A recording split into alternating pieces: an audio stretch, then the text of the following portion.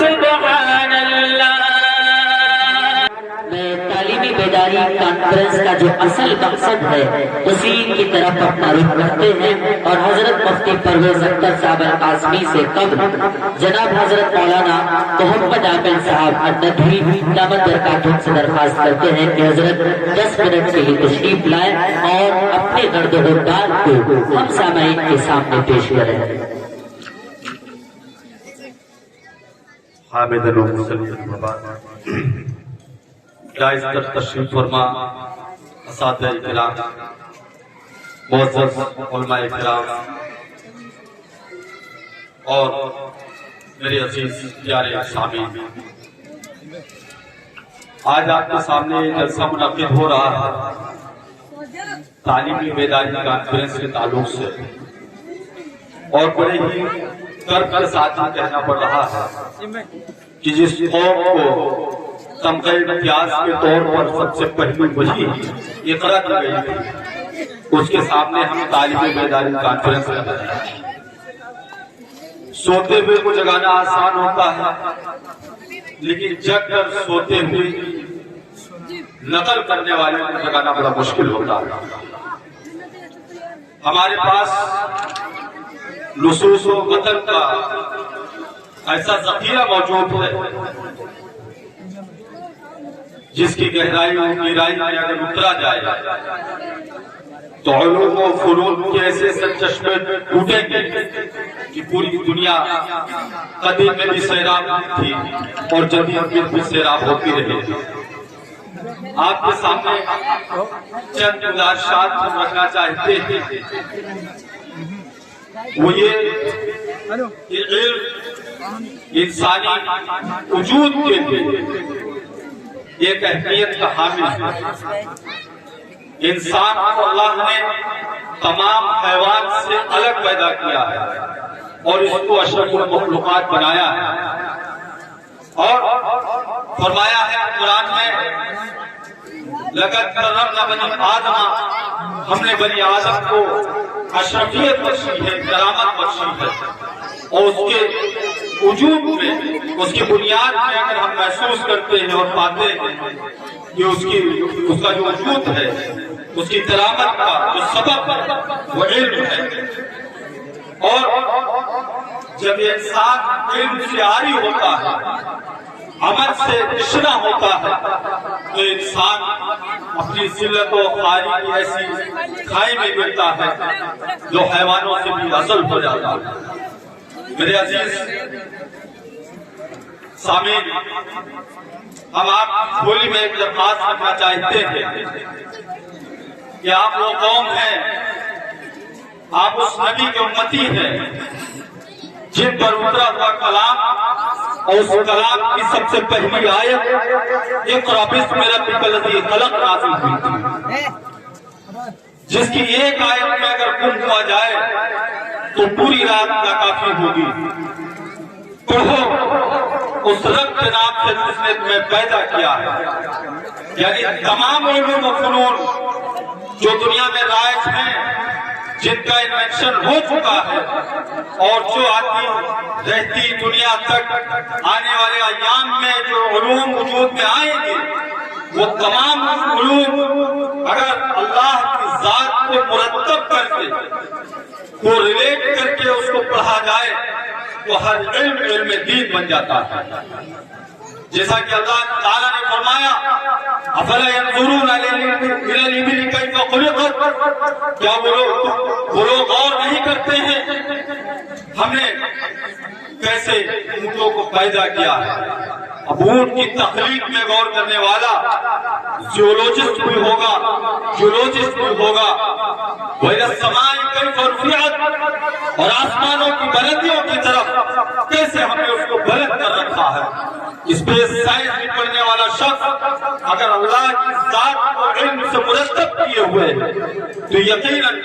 اس کا رشتہ انسانیت سے، اللہ سے اور اس کے رسول سے مضبوط ہے۔ ہم پھر ایک بات کہیں گے کہ ہم یہاں نہ نیچا دکھانے کے لیے آئے ہیں،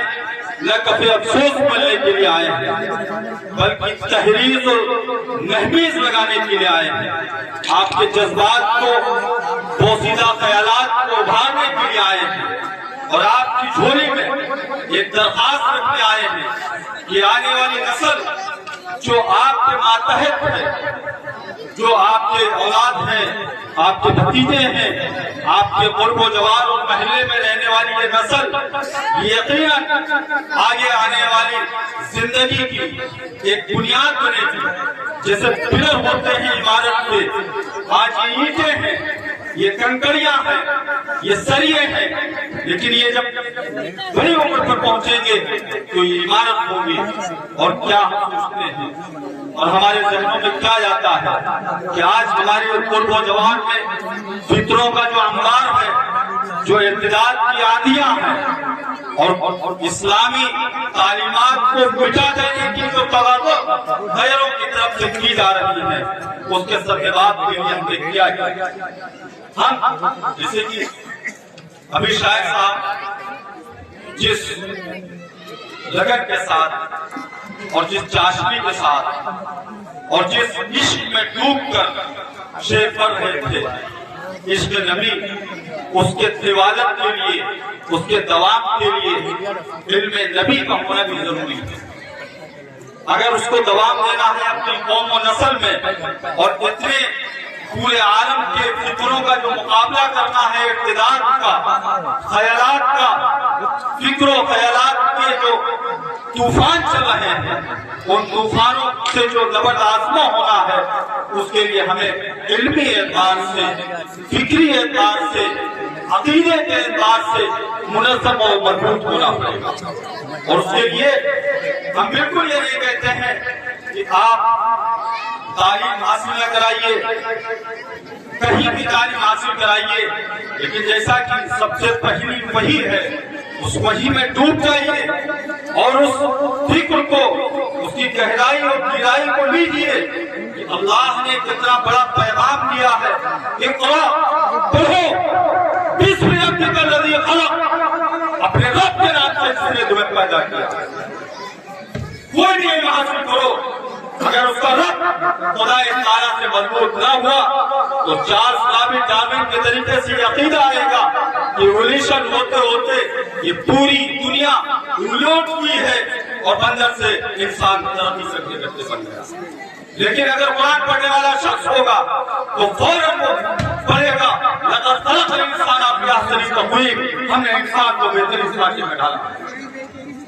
اگر کوئی شخص قرآن کو نہ پڑھے گا اور اللہ کی رسی کو مضبوطی سے نہ پکڑے گا اور اللہ کے رشتوں کو کوریلیٹ نہ کرے گا ان کے ساتھ، تو وہ کہے گا آٹومیٹک سسٹم پر دنیا چلتی ہے۔ یہ اس کے اندر آکسیجن پڑتی ہے، زمین میں بارش ہوتی ہے، ہائیڈروجن آکسیجن کے ریئیکشن سے پودے اگتے ہیں، لیکن قرآن کا پڑھنے والا شخص کہے گا ان اللہ خالق الحب والنوى، یقیناً وہ اللہ کے ساتھ ہے جو بیج سے پود کو پھاڑتی ہے اور پودا بنا دیتی ہے۔ ہم تو صرف آپ کی جھولی میں ایک درخواست ڈالنے آئے ہیں کہ یہ جو شخص بغیر علم کے ہے وہ یقیناً بغیر آنکھ کے، جس طریقے سے آنکھیں ہماری ظاہری دنیا کو دیکھتی ہے، کنکر پتھر کو دیکھتی ہے، گڈھوں کو دیکھتی ہے، نشیب و فراز کو دیکھتی ہے، علم انسان کا ایسا ہوتا ہے جو بصیرت ہوتا ہے اور آنے والی زندگی میں اس کے شعور کو، اس کے ذہن کو، اس کے خیالات کو یہ غیبی مدد اور غیبی رہنمائی ملتی رہتی ہے جس کے اندر صحیح علم ہوتا ہے۔ جیسا کہ اللہ کے نبی صلی اللہ علیہ وسلم کی ایک حدیث ہے، اتقوا فراست المومن انہ ینظر من نور اللہ، مومن کی فراست سے ڈرو، یقیناً وہ اللہ کے نور سے دیکھتا ہے۔ جو صحیح علم والے ہیں وہ دنیا کے حالات کو، سنگینیوں کو بھانپتے ہیں اور عقیدے کی کشمکش کو پرکھتے ہیں، اور کہیں ایسا نہ ہو کہ ایمان کے ساحل سے ہوتے ہوتے غیر ایمان کے کانچے میں اور ڈھانچے میں گریں تو ان کے رہنمائی اللہ تعالیٰ کی۔ تو ہم آپ سے یہ درخواست کرتے ہیں کہ جو بھی زندگی ہے وہ اپنی تمام عمر تعلیم اور تعلم پر لگائیے. حدیثیں روایتیں بھری پڑی ہیں. خیرکم من تعلم القرآن وعلمہ الماہر بالقرآن مع السفرة الکرام البررہ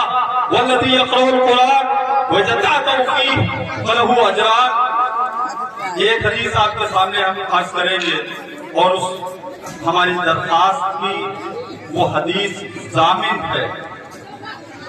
ہم آپ سے جو درخواست کر رہے ہیں کہ اپنے بچوں کو بھی علم سکھائیے,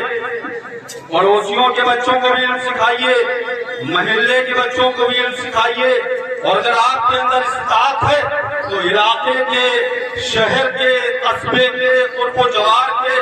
جہاں جہاں آپ کی رشتہ داریاں ہیں ان پہ تحریک دیجیے, تاکید دیجیے, ترغیب دیجیے, علم سکھائیے, علم سکھائیے. یہ آپ کا منشور ہونا چاہیے,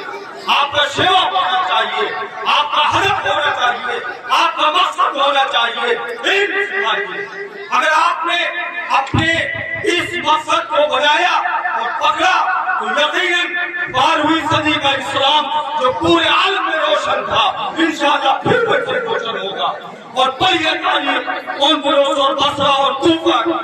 اور ہندوستان کی اور قرب و جوار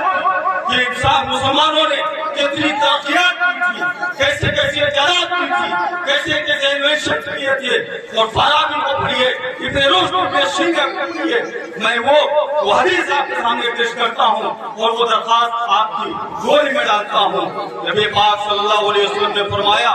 من دل علی خیر فلہ مثل اجر عاملہ و فاعلہ کما قال علیہ الصلوۃ والسلام. جس کسی نے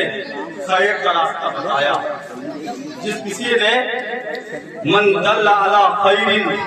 جس کسی نے خیر کا راستہ بتایا, رہنمائی کی, بنایا, بتایا, فلہ مثل اجر عاملہ و فاعلہ, تو اس کے لیے بھی اتنا ہی اجر ہے جتنا کہ اس کے کرنے والے کا. جس نے خیر کا راستہ بتایا اس کو بھی اتنا ہی اجر ہے جتنا کہ کرنے والے کا اجر ہے.